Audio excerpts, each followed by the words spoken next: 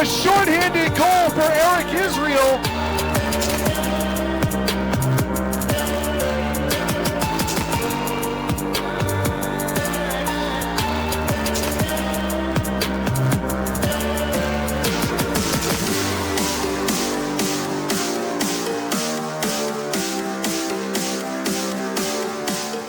And welcome to Colonial Sports Center. I'm John Hanna. And I'm Jack O'Brien. And we have a lot of stuff to cover, don't we, tonight, Jack? No, we do, John. We've got hockey, basketball, even men's and women's lacrosse, which started off their season last weekend. And we also have some special guests. They'll sit down with an interview. But first, Spencer Witt's going to be interviewing two of our track and field stars. But first, men's basketball actually took on LIU Brooklyn a couple hours before this game. Before we started today, let's go to the stats from the North Athletic Complex and see how the Colonials fared in this one.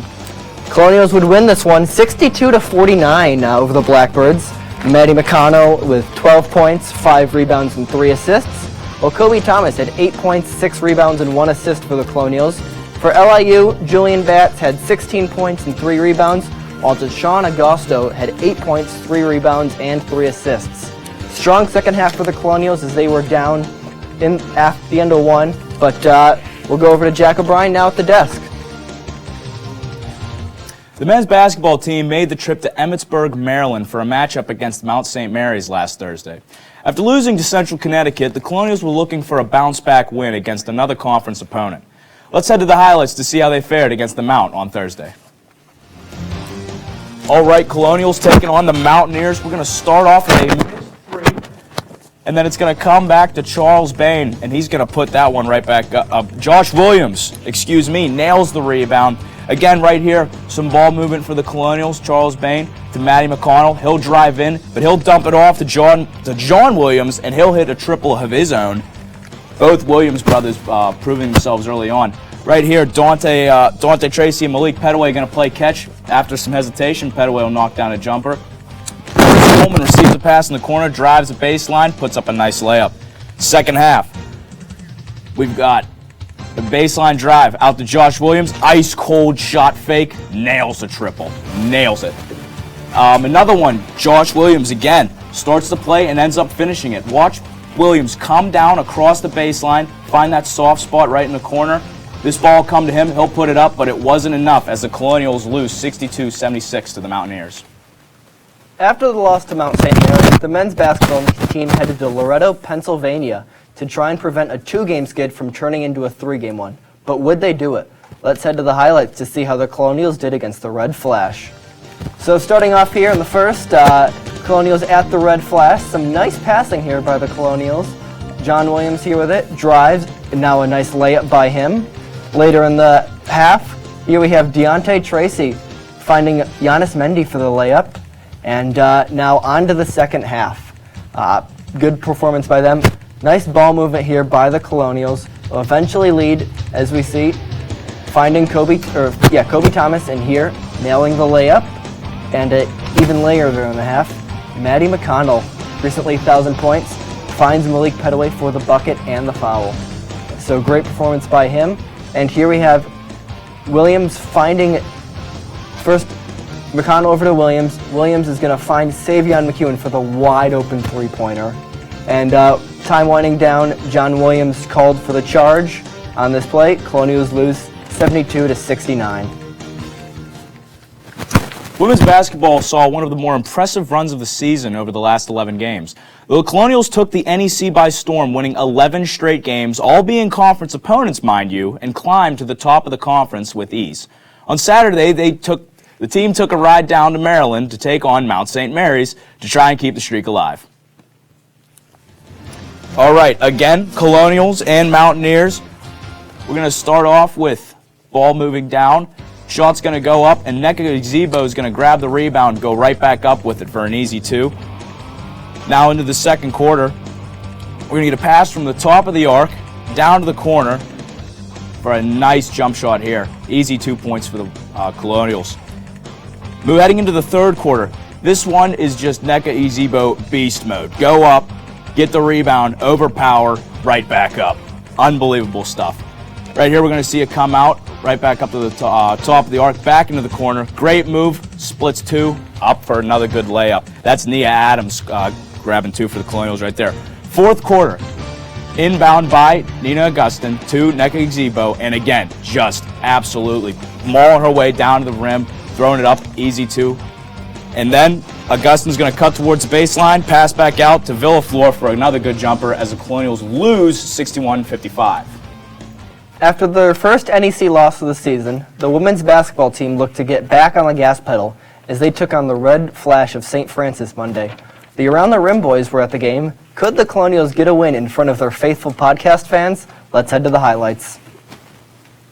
So starting here in the second, Hanoka Ikematsu is going to find Nneka Ezigbo, who you mentioned for beast mode, for the layup here. Oh, she's been tremendous. Tremendous below the rim. She has. Time winding down here in the half. Esther Castillo is going to nail the 2 from the stripe. On to the third now. Last week's guest, Nina Augustin, is going to get it here for the wide open 3 from deep. I mean deep. 18 points. She had all 3s that game. But here we have some nice passing by Nneka Ezigbo, or Nneka Ezigbo going to get the layup, excuse me. Ezigbo again, beast mode for the layup. And on to the fourth we go here. Nia Adams going to hit the underhand floater, not a shot you see very much. And here finally, rebound is going to be put back by, guess who? Nneka Ezigbo. Colonials win 66-60. But coming up after the break, we're going to have hockey, and more hockey. Exactly. So don't go anywhere right here on Colonial Sports Center. I need your help asking Jessica to prom. Of course. Love is like the ocean. You have to tread the Oh, waters. Dad, that's not the kind of help I needed. Hey, Jessica. Will you go to prom with me? Yes. You don't have to be perfect to be a perfect parent. Thousands of teens in foster care can't wait to share their first with you. Let me tell you about the toughest guy on earth. He has the crazy strength to lift the man that raised him up without even flinching. This guy, no, this warrior, will always be by his father's side, even if his dad will hardly remember. If this guy isn't the toughest guy on the planet, then I don't know who is. Caregiving is tougher than tough. Find the care guides you need at aarp.org/caregiving. What do you think you're doing, Kevin? I was just gonna drive home. There are several warning signs present that you shouldn't be driving. Like hearing voices? Like your text-to-emoji ratio? Oh man, the selfie. Selfie. Nailed it. We all have warning signs that let us know that we're probably not okay to drive. Mine is pretending to be your subconscious. Craig, come on man, let's split a ride home. Hey, Bobo, do trees tell each other stories? I'm sorry. I'm afraid I don't know that. Hey, why don't we go find out? Listen. Can birds draw pictures? I don't have an answer for that. Dad, do stars visit their friends? Look!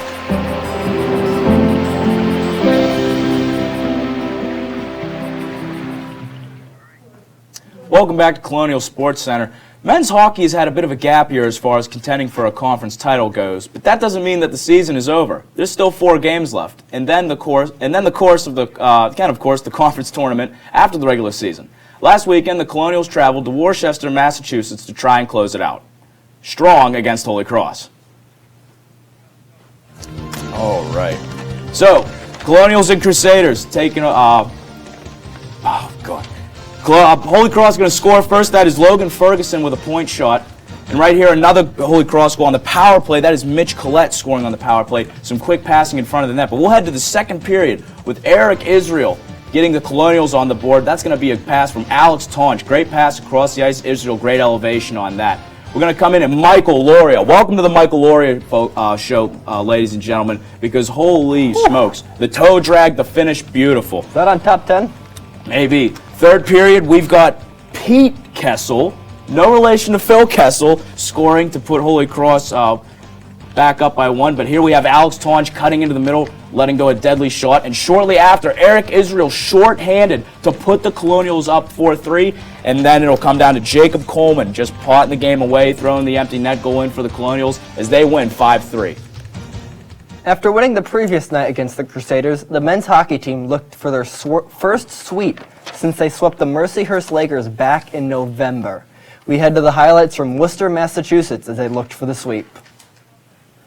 So, starting here in the second period, Colonials at the Crusaders. Eric Israel is going to look to put the Colonials up by 1. Looks like a great goal, doesn't it? However, as you see in the back, no goal. Ref waves it off due to goaltender interference. And as we'll see on the slow-mo, Luke Lynch hits a player into Tommy Nixon. That means no goal. Eric Israel confused, obviously. Michael Laffin now with the partial breakaway, puts it back by Murat. As you see, nice pass here by Dalton Skelly to find Laffin. Just nothing Murat could do. Here in the third period now. Logan Ferguson, shot from the top, save my Murat. As Jim Houston would say, great save, Murat. Great save, glove save, stolen with a lever.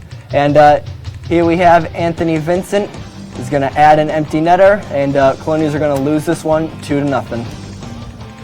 Francis Murat, 23 saves in the loss. Women's hockey currently stands at the top of the CHA with a conference record of 10-3-3. The Colonials have been smothering opposing teams with high shot totals and staunch defense. Last weekend, the Lindenwood Lions posed a threat to the Colonials' points lead in the conference. And women's hockey would tie Lindenwood 2-2. Amber Rennie and J.C. Gebhardt will have goals. 1 assist for Rennie, 2 assists for Lexi Templeman. Amber Rennie with 5 points in her last 3 games, and Lauren Bailey making 17 saves, doing her part for the Colonials. 37 total shots for the Colonials in this one, John. Just couldn't get it past Sophie Wolf, who made 35 saves. No, an outstanding performance from Wolf. 35 saves is no laughing matter. It's no everyday task. No, and then you have Jada Burke, who also scored in Nicole Guadalajara. No, exactly. Lindenwood not making it easy for the Colonials as they're trying to keep their position at the top of the CHA. But after that tie that we just talked about, women's hockey played Saturday against the Lions as well. Could they beat the last place Lions? Let's check the stats as the team played the Lions and find out. This one, not really as close for the Colonials, losing 6-1. Sarah LeCavalier scored her goal. First goal she scored as a defenseman on the Colonials. On the power play, J.C. Gebhardt with an assist. Gebhardt with 44 points in 30 games this year, really leading the way for this Colonial team. Not only does she lead the way for the team, she also leads the NCAA in power play points and power play assists. Outstanding effort. Also, again, Colonials with another high shot total. I think it was closer to 40 shots in this one. Yeah, 42. 42, only yielding 1 goal. Really. I mean, again, Sophie Wolf, outstanding effort, back-to-back nights. You have 35 saves, and you follow it up with 41. It's not your everyday weekend. No, but Sierra Burt scoring 2 for Lindenwood, and then Megan Wagner adding a goal and assist in their win. To try and climb from the bottom. But coming up after the break, we're going to have Spencer Witt sitting down with Estelle Katendi and Sam Buck of the track team. I know they just competed in the NEC Championship, so we'll have to see what they have to say. But we'll get to break now. Hey, Dad. I need your help asking Jessica to prom. Of course. Love is like the ocean. You have to tread the waters. Dad. That's not the kind of help I needed. Hey, Jessica. Will you go to prom with me?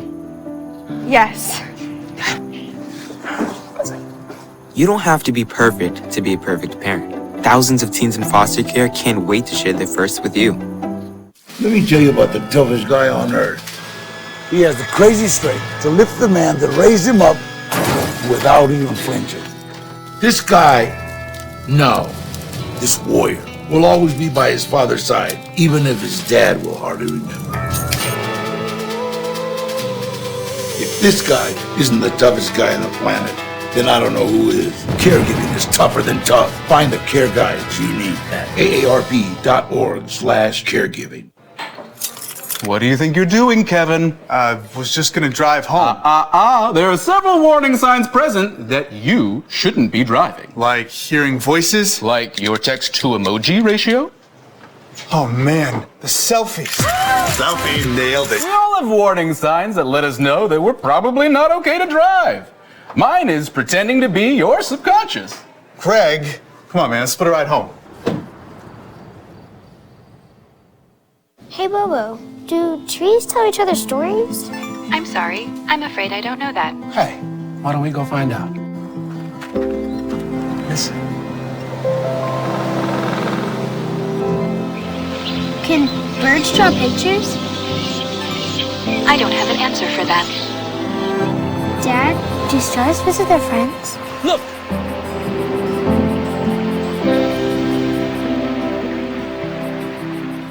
How are you preparing this stuff? I'm taking a nap. To University Park, Pennsylvania, to take on the number 9 ranked Nittany Lions. Last Saturday, they continued their tough non-conference schedule as they traveled to now number 18 Georgetown. Let's roll the film from Washington, D.C. to see if they could pull one out.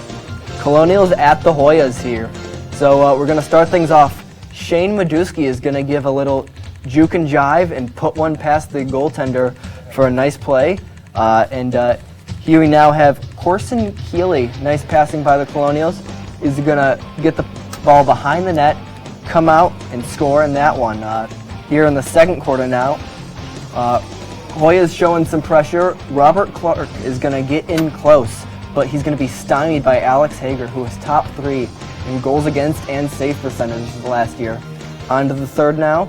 Matt Schmidt is going to get the ball here, and he's going to find Brad McCauley up at the top for a long goal up in the top corner.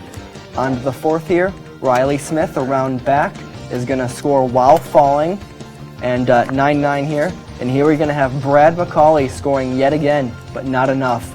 Colonials drop one to the Hoyas, 14-11. Women's lacrosse started their season off against Kent State over the weekend. The women's lacrosse team is looking for more this season after being beaten by Wagner last year in the NEC tournament in the first round. Let's see how the Colonials faced off against the Golden Flash last weekend. All right, women's lacrosse, again, Colonials and Golden Flash. We're going to start out with Kelsey Nelson splitting 2 defenders, putting a shot up high, put the Colonials up early in this one. Right here, we're going to have Kelsey Nelson again getting it down to Cleo Kerr, who's going to get it right in front, and she's going to be able to pick it back up. And as she's falling down, she's able to put it right in the top corner. Right here, we've got Shannon Lynch. Right there, going to a little bit of a spin, and then she's going to throw it upstairs as well. Second half, we've got Nelson's going to get her second of the day as she just grabs the pass, walks down the middle of the slot, and fires one up high again. Quick pass in front of the net here, which is going to result in another Colonial goal. Again, they've just been attacking the front of the crease with quick passing. Now the ball's going to come back outside of the top of the circle, and then right here she's going to dive down, come around, and that's going to be a Colonial goal as well. And then finishing up here, Bailey Christensen gets a pass all alone in front of the net, turns around, and the final score for this one is 11-6 Colonials. On a cold Wednesday afternoon, after all classes were canceled, the women's lacrosse team hosted the Canisius Golden Griffins. Could the Colonials start the season 2-0? Let's head to the highlights at a chilly Joe Walton Stadium and find out. So an hour before game time here, we're going to see Joe Walton actually being cleared of snow by the RMU crew. So an hour before, so you can see what the conditions would have been like. But we're going to start off here. Shannon Lynch is going to bounce it actually right between the legs to put up the Colonials up 1-0. Now we're going to have the Gandy connection, Mackenzie and Melanie Gandy, and it was pretty much the entire Gandy show, combining for a lot of goals. 5-6 now. Mackenzie Gandy again, and here on the second half now, guess who's going to score? Melanie Gandy, assist by Mackenzie Gandy. Mackenzie Gandy is going to drive and score here for the Colonials. Nice play by her. And now Melanie Gandy, guess who? Yet again scoring. But on to overtime now. Sophie Eureka is going to come in and score the game winner. Colonials win 11-10 in overtime. And now over to Spencer Witt.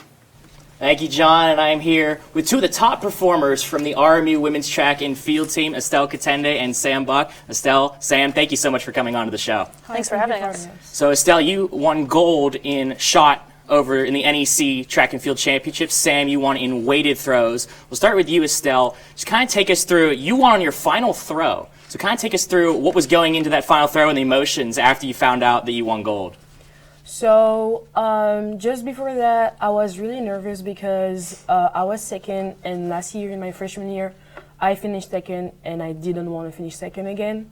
So I was really nervous and very focused too. So when I entered in the circle, I was really focused, and when I threw, I knew it was far, but I didn't know what it was. I didn't think it was 15.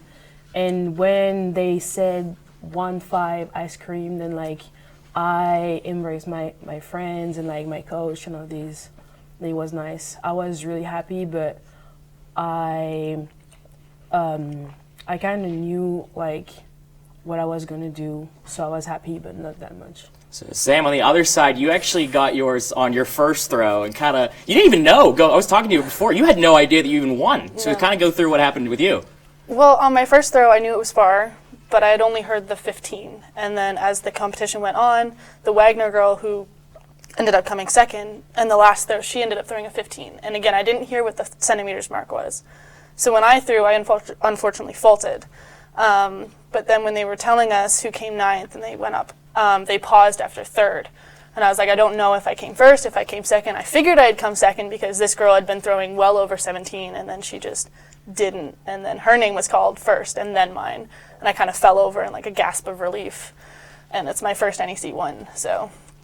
Golden shot. And so both of you, I want to talk about real quick here that we have a lot of athletes from the Army track and field team across the entire world. Estelle and Sam, you both had success in your own home countries, Estelle in France, Sam in Canada. Talk about the success that you've had back home. So I started track when I was 6, but I really started to perform when I was 16. I started with, at 16, I went to the national for the first time, but I kind of messed up. Then at 17, I finished first in shot and second in discus for the national under 18.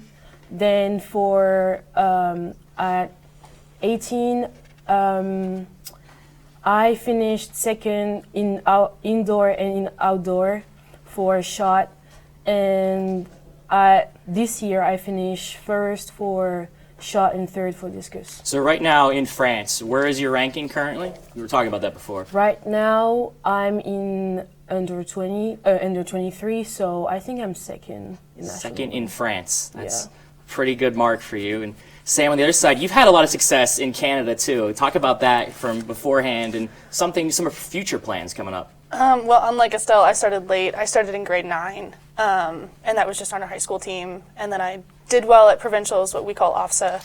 And then through there, I ended up joining a club team. And then from there, I was recruited here. I've had a few national titles. I've done well here in NECs. In terms of future plans, there's this competition that is the University Games, which is this year being hosted somewhere in Italy, that I'm hoping to make. I have to qualify, so I have to throw a certain distance. I'm hoping to make it in hammer, which is outdoors. Once I make that standard, I have to go to nationals, come top 2 in nationals, and then a committee will pick who they want to go. So the stakes are high, but I'm hoping and praying that I make it. So you talked a lot about indoor and outdoor. What are the biggest differences between indoor track and field and outdoor track and field? The weight. Yeah, the weight that we throw. So indoors, we throw weight, which if you're familiar with the shot, it's a circle ball that weighs about 4.4 pounds. Outdoors, weight throw turns into hammer, which is a lighter ball. It goes farther. I like it because it goes farther. Instead of 15 meters, I throw 50 meters. So that's the biggest difference, but then you also have the spear, which is javelin, and then discus. So you have the longer throws outdoors and the shorter throws indoors. And for the track is just smaller. They usually run like 200, 400, and 800, but the track is a 200 track, so they run more laps. So thank you so much. We'll look forward to both of you guys in the outdoor games coming up in the spring season. Sam, Estelle, thank you so much for coming on to the show. Thanks for having us. And we will go to a quick commercial break. When we come back, John and Jack have their games to watch here on the Colonial Sports Center. Hey, Dad. I need your help asking Jessica to prom. Of course. Love is like the ocean. You have to tread the Oh, waters. Dad. That's not the kind of help I needed. Hey, Jessica. Will you go to prom with me? Yes. You don't have to be perfect to be a perfect parent. Thousands of teens in foster care can't wait to share their first with you. Let me tell you about the toughest guy on earth. He has the crazy strength to lift the man that raised him up without even flinching. This guy, this warrior, will always be by his father's side, even if his dad will hardly remember. If this guy isn't the toughest guy on the planet, then I don't know who is. Caregiving is tougher than tough. Find the care guides you need at aarp.org/caregiving. What do you think you're doing, Kevin? I was just gonna drive home. There are several warning signs present that you shouldn't be driving. Like hearing voices? Like your text-to-emoji ratio? Oh man, the selfie.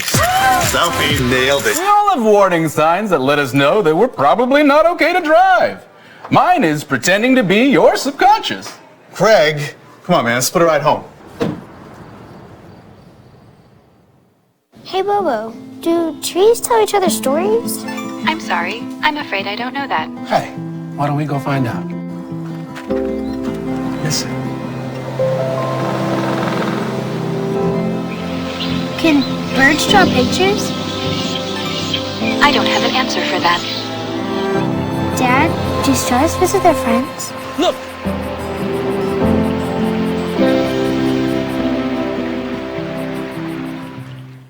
And welcome back to Colonial Sports Center. We have a lot of games this upcoming weekend for the Colonials, but let's talk about what's your game to watch. I'll go mine first.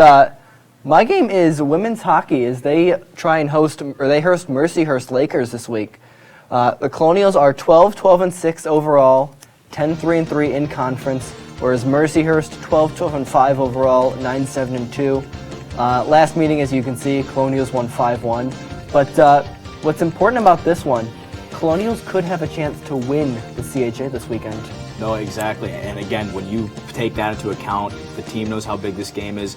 And I'm looking at J.C. Gebhardt with 44 points in 30 games played. Is really someone who might look to take control of this game and seal it for him in the end. Yeah. And then what would be your game to watch this Well, week? my game to watch is a bit of a curveball, but it's funny that I say that. Softball is my game to watch versus North Carolina Central this week. I'll keep it simple. I'm prescribing everyone at home a healthy dose of softball while we are dealing with the coming and going of negative wind chill. I want you to throw on some shorts, turn up the heat, maybe even throw on some George Foreman hot dogs here and there, just to really give it that summertime feel. Spring training's right around the corner, so why not kick it off with some college softball with your most likely cold weekend? I know I'm sick of the cold, but another thing that's sick is the ability to score at will on this team. Heading into the fifth last week against Norfolk State, the Colonials scored 5 runs to take control of the game and then eventually seal the deal in the sixth. Coming off their last 2 games, the Colonials have 18 combined runs. That's just insane, considering that a team can just score on will. I'm telling you, this team, they are hot coming off their last 2 games. They are ready for another win. They're ready to prove themselves early on in the season. And I think that these upcoming games, this little classic that they've got going on upcoming, I think it's going to be a great time for them to showcase what the team's about and really show what the rest of the season's going to look like as well. And while record isn't really derivative of success, North Carolina 1-6, so we'll have to see if that plays a big role. No, definitely. And thank you so much for watching today. Me and John, thank you both. Yep. John? We'll see you next week. I'm John Hanna. I'm Jack O'Brien. And this was Colonial Sports Center.